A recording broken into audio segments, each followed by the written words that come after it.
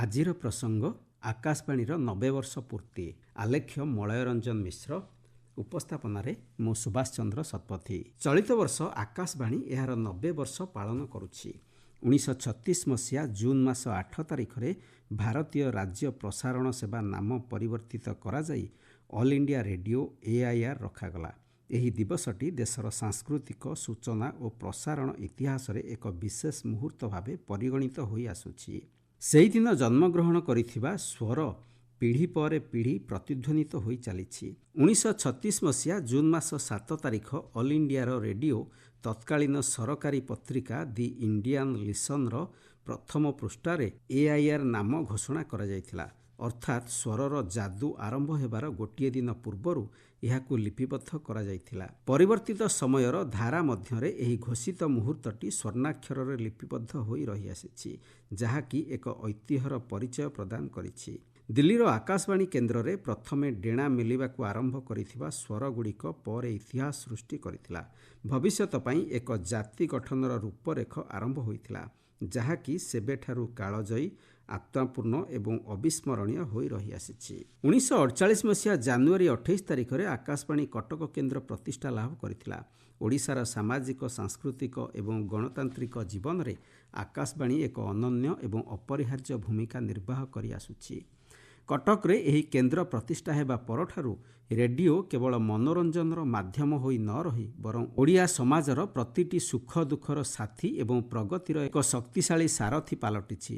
ଆକାଶବାଣୀ କଟକ କେନ୍ଦ୍ର ପକ୍ଷରୁ 90 ବର୍ଷ ପୂର୍ତ୍ତି ପାଳନ ଅବସରରେ ଆଜି ଏକ ପଦଯାତ୍ରା ଆୟୋଜିତ ହୋଇଯାଇଛି।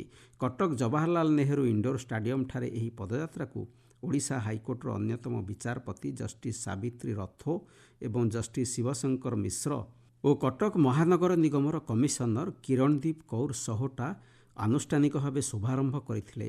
ଆକାଶବାଣୀ କଟକର ବର୍ତ୍ତମାନ ଏବଂ ଅବସରପ୍ରାପ୍ତ ବହୁ କର୍ମଚାରୀ ଏଥିରେ ଯୋଗଦେବା ସହ ସମାଜର ବିଭିନ୍ନ ବର୍ଗର ଲୋକ ସାମିଲ ହୋଇଥିଲେ। ଆକାଶବାଣୀର 90 ବର୍ଷର ଗୌରବମୟ ଯାତ୍ରାକୁ ଏହା ଅବିସ୍ମରଣୀୟ କରାଇବା ସହିତ ସାର୍ବଜନୀନ ପ୍ରସାରଣ ମୂଲ୍ୟବୋଧକୁ ପ୍ରତିଫଳିତ କରିଛି। ବର୍ତ୍ତମାନର ଡିଜିଟାଲ ଓ ସ୍ମାର୍ଟଫୋନ୍ ଯୁଗରେ ମଧ୍ୟ ରେଡ଼ିଓ ନିଜର ପ୍ରାସଙ୍ଗିକତା ବଜାୟ ରଖିପାରିଛି। ବହୁଜନ ହିତାୟ, ବହୁଜନ ସୁଖାୟ ଦୃଷ୍ଟିକୋଣ ଆଧାରରେ ଆକାଶବାଣୀ ସମାଜକୁ ଶିକ୍ଷା, ସଚେତନ ଏବଂ ସଂଗଠିତ କରିବାରେ ଗୁରୁତ୍ୱପୂର୍ଣ୍ଣ ଭୂମିକା ନିର୍ବାହ କରିଆସିଛି। ସ୍ୱାଧୀନତା ପରେ ଅଲ୍ ଇଣ୍ଡିଆ ରେଡ଼ିଓ ଦ୍ରୁତ ଗତିରେ ବିକାଶ ଲାଭ କରିଥିଲା।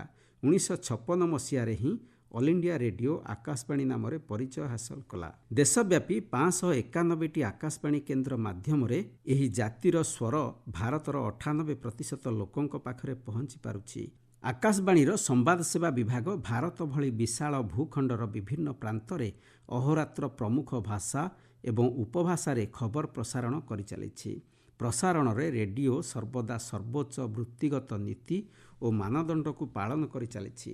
ଏକ ସୁସ୍ଥ ଗଣତନ୍ତ୍ର ପାଇଁ ସୂଚନାର ନିରନ୍ତର ପ୍ରବାହ ଏବଂ ଏହା ମାଧ୍ୟମରେ ନାଗରିକ ସଚେତନତା ଅତ୍ୟନ୍ତ ଜରୁରୀ।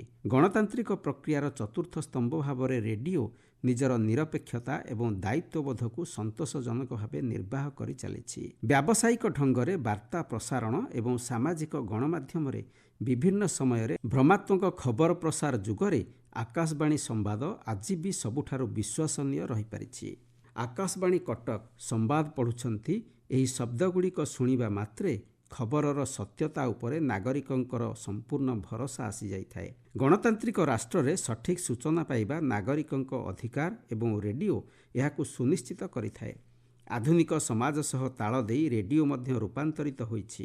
FM ଏବଂ digital app, Akashvani YouTube channel ଓ ପଡକାଷ୍ଟ ମାଧ୍ୟମରେ ଆଧୁନିକତାକୁ ଆପଣେଇ ରେଡ଼ିଓର ଯାତ୍ରା ଅଧିକ ସଶକ୍ତ ହୋଇପାରିଛି। ଆଜିର ବ୍ୟସ୍ତବହୁଳ ଜୀବନ ଏବଂ ଦୃଶ୍ୟ ମାଧ୍ୟମକୁ ଆପଣାଇ ଯେଉଁଠି ମଣିଷର ଆଖି କ୍ଳାନ୍ତ ହୋଇଯାଉଛି, ସେଠି ଶ୍ରାବ୍ୟ ମାଧ୍ୟମରେ ରେଡ଼ିଓ ସମଗ୍ର ବିଶ୍ୱକୁ ଅନୁଭବ କରିବାର ପ୍ରେରଣା ଯୋଗାଇ ଚାଲିଛି।